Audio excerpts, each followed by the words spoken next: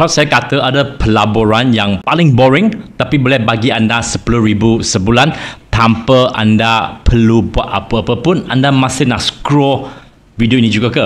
Right? Tak ada hype, bukan kripto, bukan saham US, bukan FCPO, bukan forex, cuma bisnes yang orang tak pandang tapi senyap-senyap bagi anda income secara konsisten setiap bulan lebih daripada kebanyakan side income yang baru tu. Paling penting, risiko rendah, tak payah stres. Alright, dapat tidur dengan lena.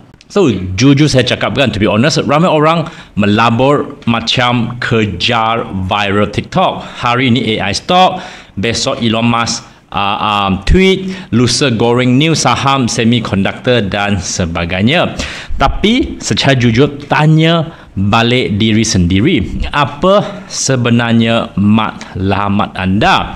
Nak nampak cool ke atau nak duit masuk setiap bulan? Bagi saya nak duit masuk setiap bulan. Right, so pelaburan boring, tak trending sebab tak ada hype. Tapi pelabur yang sebenar, yang betul-betul jana duit, dia tak akan kejar perhatian, dia kerja hasil. Mereka nak duit. Right, so mereka nak untung yang konsisten dan juga risiko yang rendah. So mereka faham apa mereka nak. Sebagai contoh, KWSP Syariah secara purata pulangan 10 tahun lebih kurang 5.5%. Anda tak perlu kerja. Okey, tak perlu fikir, letak saja duit, dia akan beranak sendiri. Tak perlu tengok bursa 10 kali sehari. Tak perlu risau pasal market up or down. Tak perlu tengok chart. Boring, memang boring kerana anda tak perlu buat apa-apa. Alright, tapi dia dapat bawa duit masuk tanpa stres. So, satu lagi kegemaran saya, Fundastic. Pertama, Fundastic merupakan P2P financing platform yang diyakini legit dan juga sah di bawah SEC, Suruhanjaya Security Malaysia. Right, yang kedua, saya sendiri juga interview founder Fundastic iaitu Jeffrey Chew, bekas CEO OCBC Bank Malaysia. So, ini bukan startup yang seberangan. Right, ini orang finance yang sebenar. A person that know how things work exactly. Right, dan hasilnya saya labur, saya dapat 10% pulangan setiap tahun dengan portfolio saya.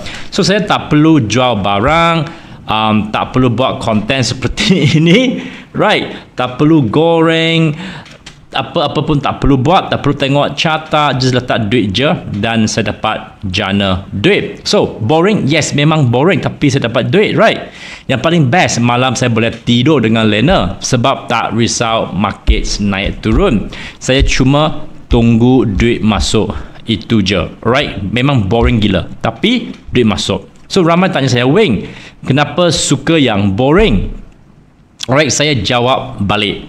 So, anda nak rasa excited, anda nak rasa teruja atau anda nak duit? Right, setiap kali anda distracted dengan hype, dengan noise kat luar tu, okay, anda lupa maklumat sebenar, iaitu aliran tunai konsisten. Right, so saya ada kawan yang ada 10 pelaburan yang boring.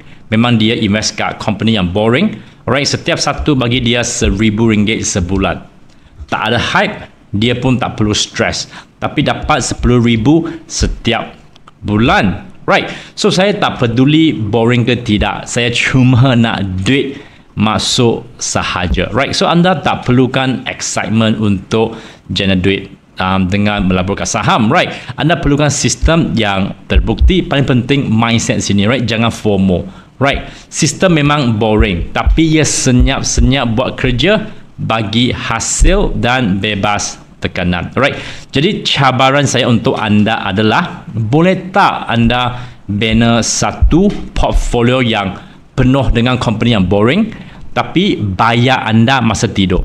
Jika okey, kami okey. Dan antara pelaburan yang boring saya sekarang adalah, of course, the first thing, KWSP, next Fundastic, and then saham blue chip Malaysia, and then crypto blue chip. So, anda nak excitement ke nak jana duit? Komen bawah kat video ini. Saya ingin tahu. Alright, bye-bye.